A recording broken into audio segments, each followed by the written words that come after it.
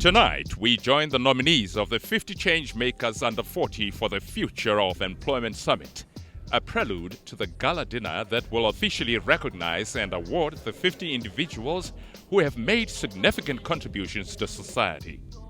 It celebrates young Batswana and their immeasurable contributions, particularly as the country commemorates 50 years of independence.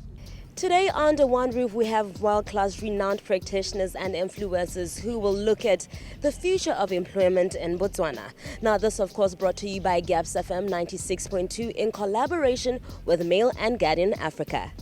The Future of Employment Summit examined the areas where the jobs are, how entrepreneurship can create alternative employment opportunities through startups and business opportunities in ICT, as well as how the work market can align to the technological advancement in the workspace. If you look at the past, and we know in terms of what has brought us here, we can be sure that if we do only the things that have brought us here, they will not take us to the next 50 years.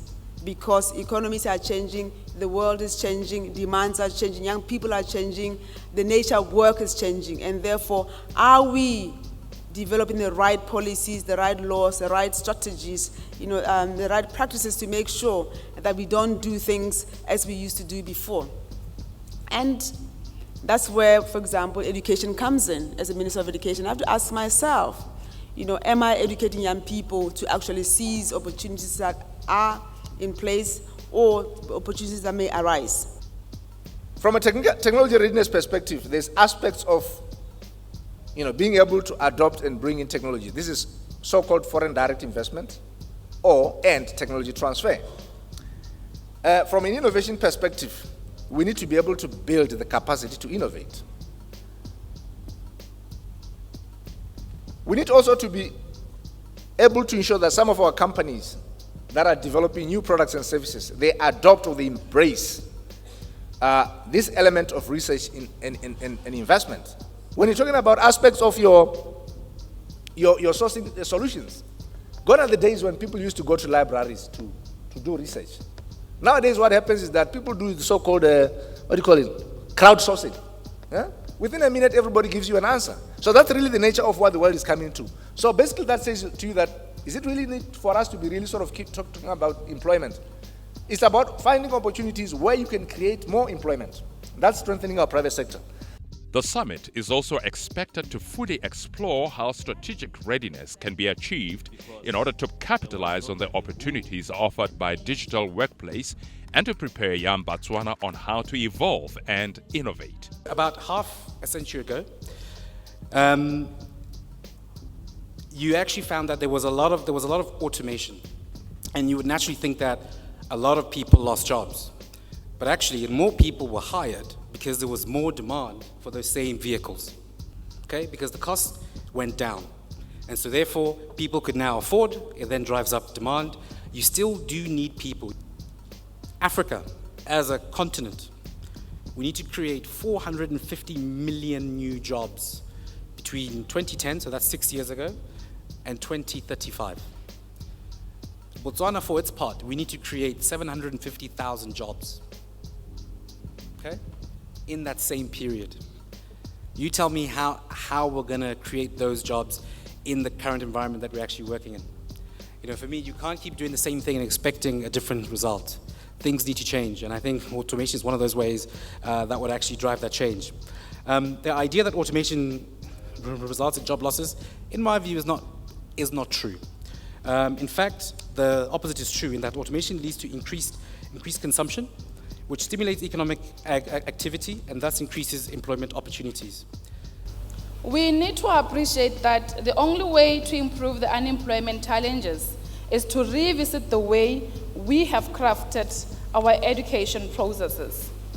It is saddening to note that whilst it was important to craft the education syllabus to a point of producing civil servants back then, the education system is no longer relevant to the modern day Botswana. It is a platform for us to explore Wahaetso, to explore a whole lot of possibilities, and I believe personally that the world is full of possibilities. So for me, I'm standing here to challenge you to come up with new possibilities for ourselves and our children. We are here to explore untapped unemployment opportunities and ways of enhancing our economy ya Botswana. There is a point to be made about women and their contribution in our society. I believe there is a point to be made about the girl child. I think there is a point to be made about their participation, especially in sport. Stop considering sport as just motshameko. You understand? Sport is no longer just motshameko. So when your child has a greater affinity for sport, you should look at that as a possible source of livelihood for ngwana gago. A panel discussion made up of front-runners from fields such as agriculture, mining, and tourism ensured the participants' questions were fully addressed. Questions ranged from collaborations amongst stakeholders, ensuring equal opportunities for the minority workers, as well as helping graduate with work opportunities. I want to ask whether the government of Botswana is encouraging the youth. Do they have any platforms that sort of make Tswana products more desirable? Or do they have any platforms that actually encourage us to actually import our products and services outside? Because you find that there's market saturation inside the country. From now forward, what is the Ministry of Education going to do to ensure that the people with disabilities are not given the role share? With this great following of the government employees, what are you doing to ensure that where people have lost interest, that are dragging their legs, their efforts, they are not applying themselves, what are you doing to ensure that this perception of the fact that people are not working hard, we do away with that? That's it. What are you walking away with, and how beneficial was it to you, especially that you are actually an employer? You know, I think for me personally, what we walked away with from the summit was generally the importance of, ensuring that automation doesn't actually kill our various sectors.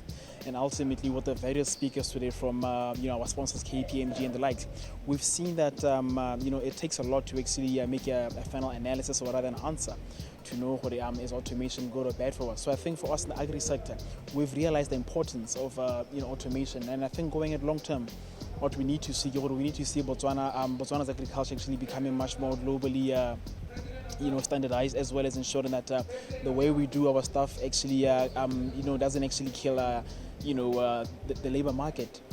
The annual initiative will take on different themes from now on in order to celebrate the work Botswana continue to do.